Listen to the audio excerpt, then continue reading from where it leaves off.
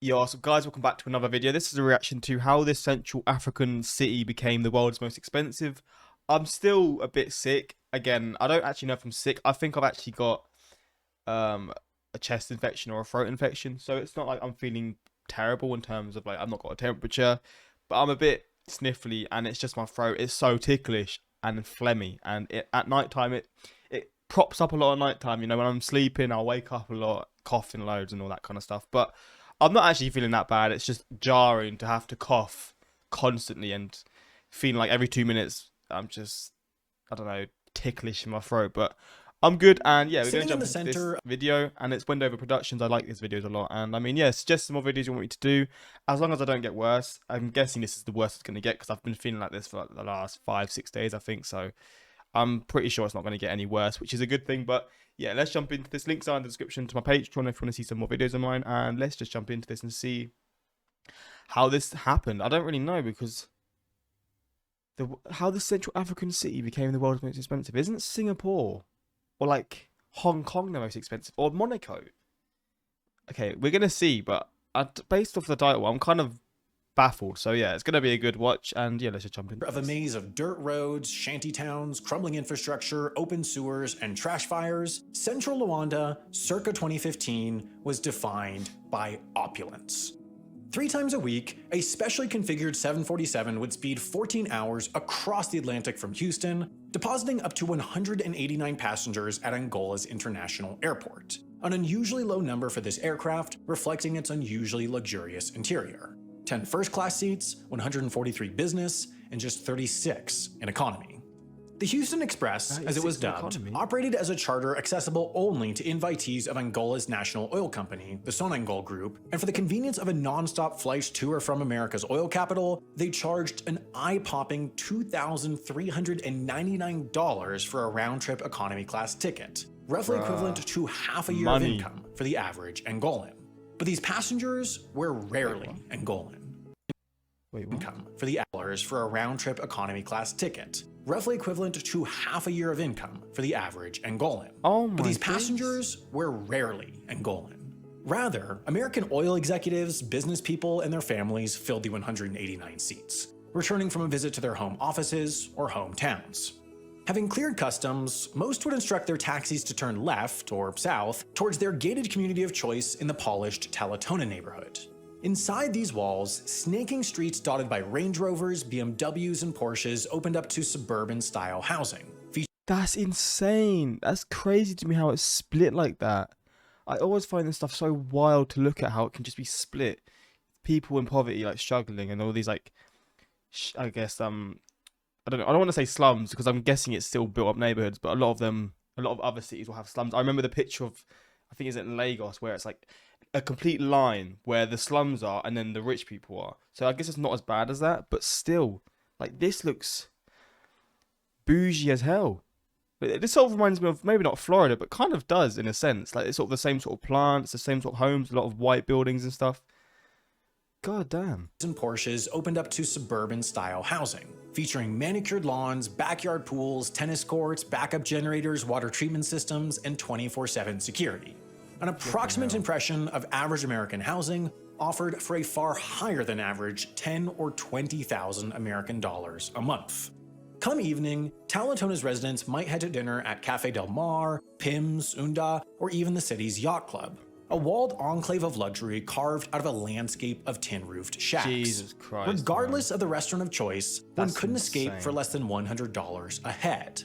On a budget-conscious night, one could head to KFC, but still, a meal there went for some $20 a person. Home cooking was also an option, but the comforts of home would cost you. A liter of Coke went for $10, while a pint of Häagen-Dazs $17. While the adults of Talatona would typically commute into downtown Luanda to work in some of the most expensive office space in the world, their kids would typically stay closer to home to attend the Luanda International School.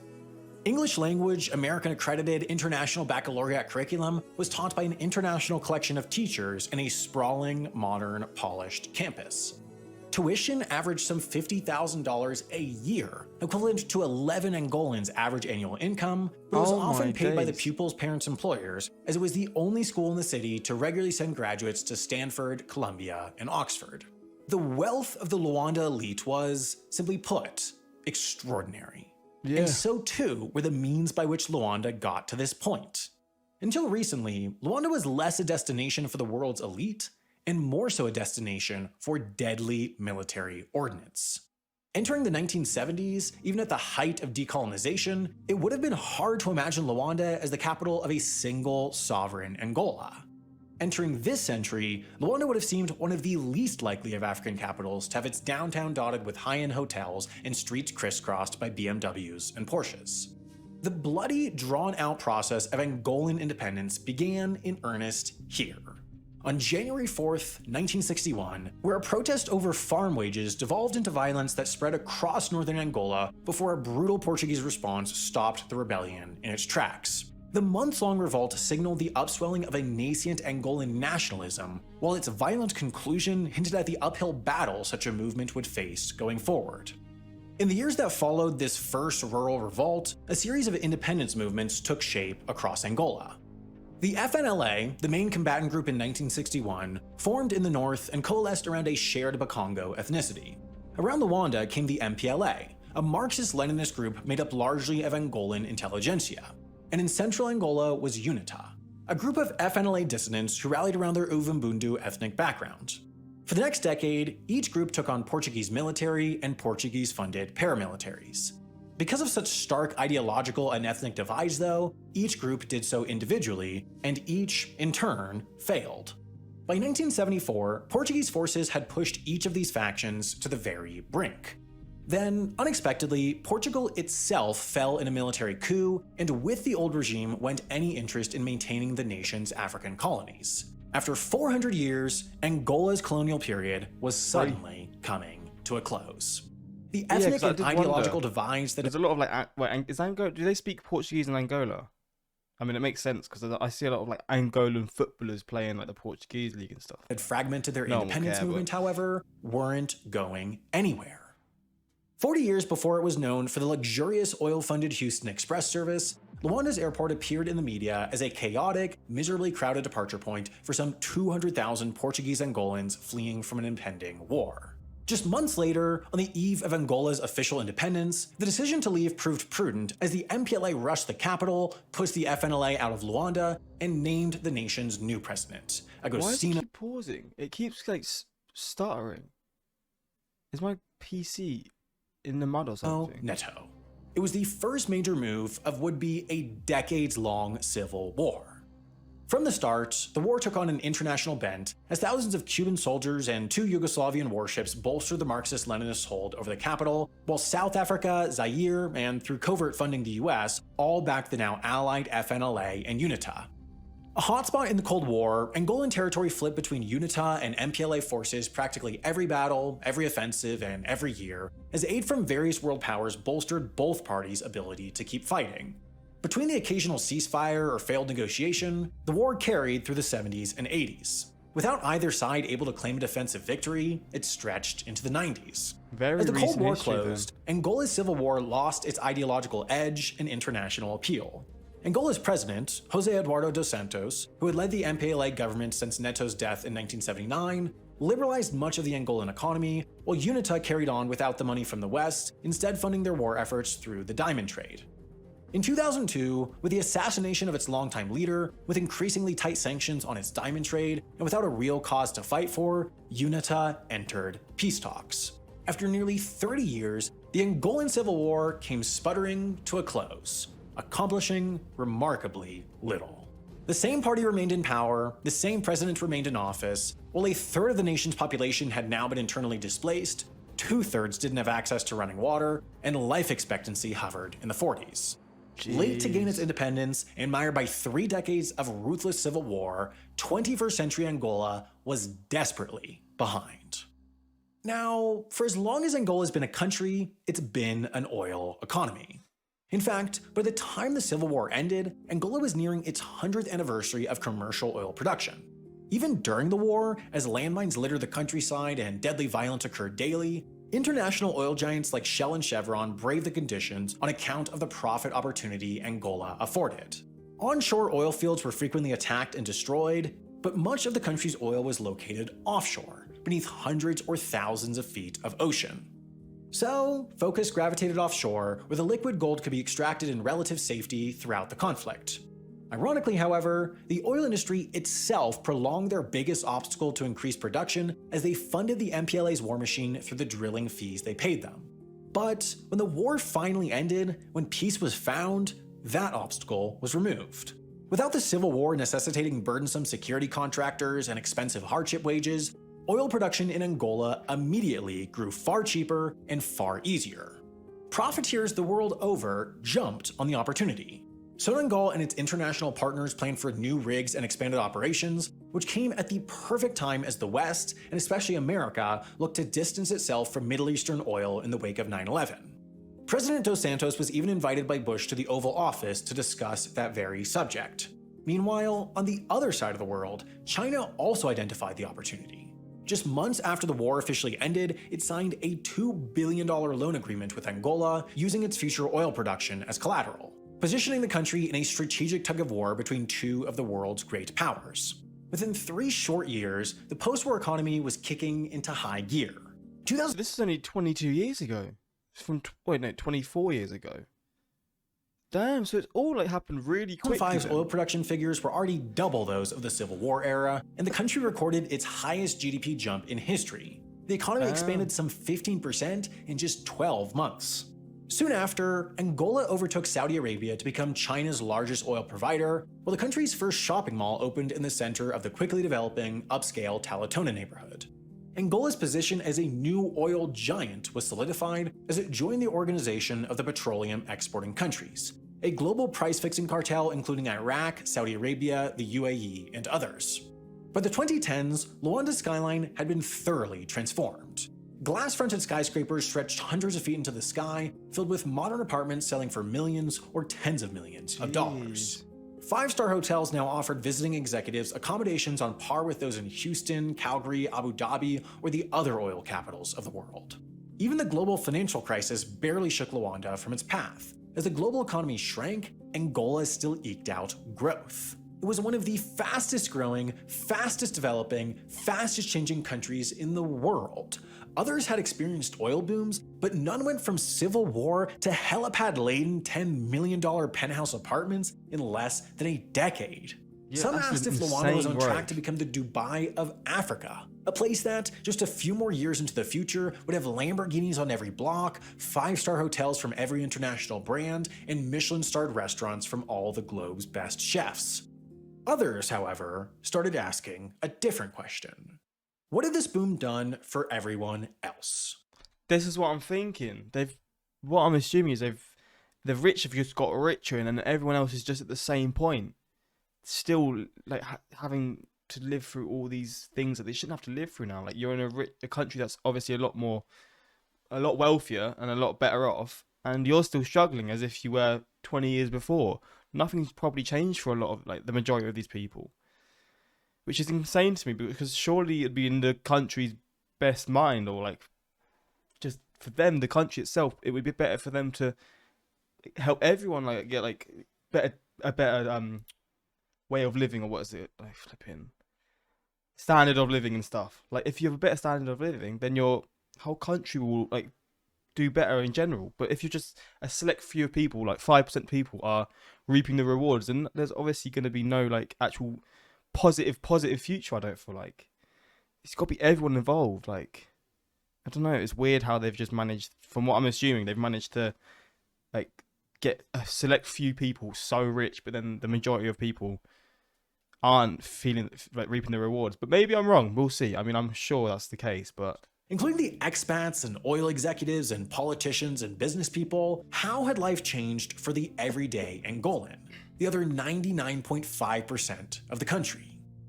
Well, between 2002 and 2010, Angola's economy grew 534%, but of course, GDP is not a useful metric for assessing the quality of life of the everyday person. What is the Human Development Index, which combines metrics related to health, education, and standard of living into a composite score. Angola's in 2002 was 0.426 out of 1. By 2010, it was 0.517. It had jumped more than 20%. So a bit of a growth. So did the rest of the world's. Looking relatively, Angola ranked 154th in the world for HDI in 2002. In 2010, it ranked higher, by 4 places. That's to say, the economy was now $66 billion larger, but somehow, the everyday Angolan was doing just about the same. This was baffling and an embarrassment for the country's triumphant leadership. When the United Nations Development Program released data indicating that just 19% of men and 15% of women in the country attained a high school level education, the government disputed the figures, saying the UN had an incorrect methodology. But the embarrassments kept stacking. The facade started to fall. 2010 was supposed to be a watershed year for Angola as it hosted the Africa Cup of Nations, the 3rd largest soccer tournament in existence. It was supposed to be the clearest indication yet that Angola was safe, developed, and open to the world, but in the days leading up to its start, as Togo's national team traveled to their opening match, separatists gunned down their bus as it passed through Cabinda, killing 3 of their traveling party. This incident cast a dark shadow on the typically jubilant tournament and was positioned in international media as an indicator that, despite all the pomp and circumstance of the new Luanda, deep down, Angola was still the same underdeveloped, impoverished, violent country of a decade before. For a decade, the success stories drowned out failures, but failures began to mount, and as they did, they became harder to ignore. 2012 brought coverage of what was believed to be the most expensive apartment sale on the African continent to date in Luanda. But acknowledging the difficulty the real estate boom presented to housing everyone else, Dos Santos had promised in his 2008 presidential campaign to build 1 million homes by 2012. In 2012, however, even the pared-down post-election version of this promise faltered. The first 2,800 apartments went up for sale in the brand new Kalamba neighborhood, which would eventually have capacity for 200,000 working-class residents. But 6 months in, just 220 of those homes had been sold due to the fact that the very working-class residents they were built for couldn't afford or finance them. But the next year, Angola was celebrated the world over as Isabel dos Santos, the president's daughter, had become the first African woman ever to make the Forbes billionaires list with an estimated net worth north of $3 billion. It wasn't South Africa or Nigeria or any of the continent's other traditional centers of wealth to earn this honor, but rather tiny, scrappy Angola.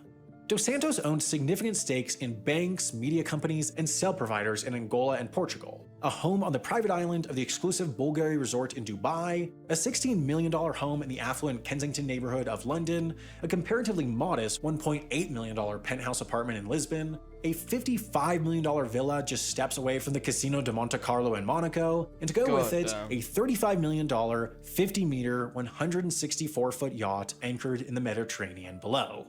And in 2016, her fortunes, both literal and figurative, only increased as her father fired the entire board of Sonagal, Angola's national oil company, and replaced it with a sole chairwoman, Isabel dos Santos herself. She was now in charge of the most powerful company in the country, making her perhaps the country's second most powerful person after her father himself. So she's just become rich because of luck. I mean, there's no actual sort of story behind it that makes you go, wow. It's just, oh, she's just had it handed to her.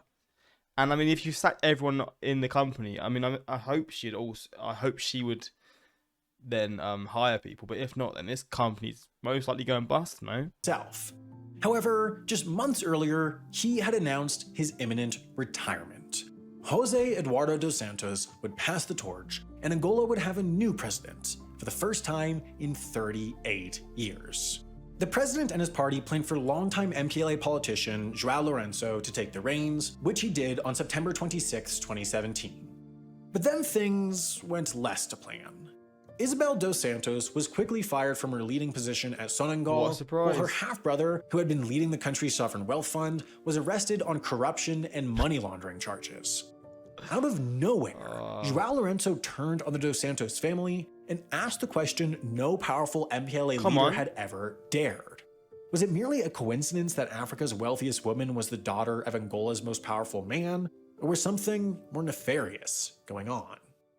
Quietly, this question had been circling around the international business community for years, and by the mid-2010s, so are we seeing finally a good person in charge, or someone with some good morals in charge of this country now, that can maybe actually make the most of the riches that this country's getting? That's what I hope to see and hope to hear, man. There's still a bit of this video to go, so I'm hoping that's the case, because it always seems as like when an African country can finally like start building and they have like oil or some kind of way to make a lot of money for the whole country, it always just seems to go to the elite top, and it just never sort of trickles down how it should do. Hopefully with this guy we're going to start seeing some difference, because it's just a shame, man, that these people are always on top and there's nothing done about it. They're just allowed to do it. It drives me crazy, honestly. Some were formulating informed opinions. Western banks like Citigroup and Barclays backed out of deals with the businesswoman, Intertrust and ING closed accounts linked to her and her husband, and Sonangol officials rallied against Dos Santos' alleged mismanagement of funds. For her part, Dos Santos pushed back, arguing that claims of illegality were unfounded and that the banks had anti-African biases. Then, in 2020, as rumors swirled, accusations mounted, and investigations dug deeper, the world was offered its clearest view yet into Dos Santos' business dealings through a landslide of private documents called the Luanda Leaks.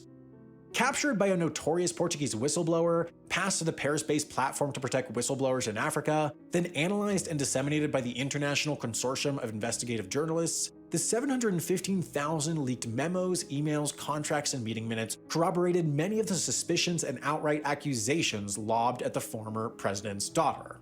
At practically every turn in her empire-building career, the documents showed, Isabel Dos Santos benefited from insider deal-making that landed her one massive government contract after the next. Oh, man. In 1999, there was the brand new mobile phone company Unitel, of which she owned a 25% share, being granted a valuable telecoms license by the government. In 2015, there was the Isabel Dos Santos-led urban redevelopment project being greenlit by presidential decree that, the leaked documents later showed, was drafted by her own lawyers. At every opportunity, major government undertakings seemingly designed to help everyday Angolans were being routed through various Isabel Dos Santos holdings. Beyond the murky, uncompetitive doling out of government contracts, Dos Santos and her husband Sindica de Colo further bolstered their own wealth through fraudulent deals and creative accounting, which, in turn, further stunted the development of the Angolan economy. In addition to the $1 billion in dividends Dos Santos made and the $1 billion stake she still owned in Unitel, now the nation's largest telecom provider, Dos Santos also went ahead and set up another company called Unitel International Holdings, which she lent upwards of $460 million from Unitel, signing off as both the lender and the borrower and leaving the Unitel board utterly dumbfounded. What is the need for all this money? Like, geez, surely 10 million is enough for you to buy a few places around the world, live a good life, and just be fine. Why do you need all this money? I mean, even 10 million is too much, but I'm just saying, like, why do you have to be so greedy to a point where now you're getting found out? The money made from shady insider deals like this then went on to cycle through or open a vast array of shell companies in places like the British Virgin Islands and Malta, where tax burdens and government oversight would be low or non-existent. This international expansion, leaks would prove, explained why companies like Malta's Wise Intelligent Solutions, with herself and her husband as sole shareholders and only a handful of staff with no expertise in oil, were being awarded contracts to restructure a floundering Sonangol in 2015. All told, the ICIJ analysis of the Luanda Leaks claimed that the Dos Santos and De Colo empire was made up of more than 400 companies and subsidiaries spanning 41 countries, with at least 94 stashed in secrecy jurisdictions like Malta. By painstakingly poring over these it sounded like a long prison sentence for her, man. I mean, I hope so. 70,000 documents, journalists helped to substantiate what skeptical onlookers had been claiming since 2013, that the Dos Santos empire was hardly something to be celebrated. Rather than a signal that Angola was on the rise, Isabel Dos Santos' ill-gotten wealth was actually going a long way in keeping average Angolans down. In late 2020, President Lorenzo claimed that the government of Jose Eduardo dos Santos had squandered away and outright stolen an estimated $24 billion of the Angolan government, and therefore the Angolan people's money. Oh my Angola's story is tragically unoriginal. An African country that strikes it rich with natural resources, but where poverty and pain persist for all but the powerful few. Equatorial Guinea, the Central African Republic, Zambia, the same narrative plays out time and time again across the continent, crippling the people's futures. It's horrible, man. This natural wealth economic poverty paradox is so common in development economics that it has a name, the resource curse, and while this continent propagates the phenomenon, it's observed globally. Simply, Natural resources rarely propel people out of poverty. But today, there's the benefit of hindsight. Corruption and cronyism is now identifiably the evil holding the people back. So as dictators die out, democracies across Africa have the opportunity to try something new. On August 24th, 2022, Angolans will head to their polling places to decide whether João Lourenço and his MPLA party will earn a second term, or if UNITA, for the first time ever, will take control of the country. Encouragingly, both parties' campaigns are centered around defeating corruption. While one candidate points to his past action investigating and punishing his predecessors, the other says he didn't go far enough and is charting out a path for more systematic reform. Angola has a long way to go and starting from behind, but the oil's still there. It's still producing millions of barrels per day, and billions are still left in the ground. If the people can accurately predict which candidate will stick to their word, which candidate will find a path to turn natural wealth into human wealth, then all is not lost for Angola. It still has a chance of breaking the resource curse. Look at this line I just clocked. This is sort of what I'm talking about. Just a line between wealth and absolute poverty. Look at this. It still has a chance. Just look at that, man. Oh my days. It's literally just a wall. That is so baffling to me. Yeah, it's crazy, but hopefully this will end up having a happy ending. I mean, this is only 2 months ago, so I'm guessing not much has changed since this happened. But yeah, it's crazy to see. Botswana is one of the most stable African nations, despite having large diamond mines. It would be cool to see another video on them and why they were able to create a functioning government and keep it compared to the neighboring African nations. Yeah, it's sad, but I mean, it's looking like they're trying to change it now, but you just don't know. I mean, who knows if the next government will be the same or not at the end of the day. It wouldn't be a surprise if they end up just trying to get rich themselves, but just hiding it in a different way. But yeah, this was this reaction, and until next time, like, subscribe. Peace.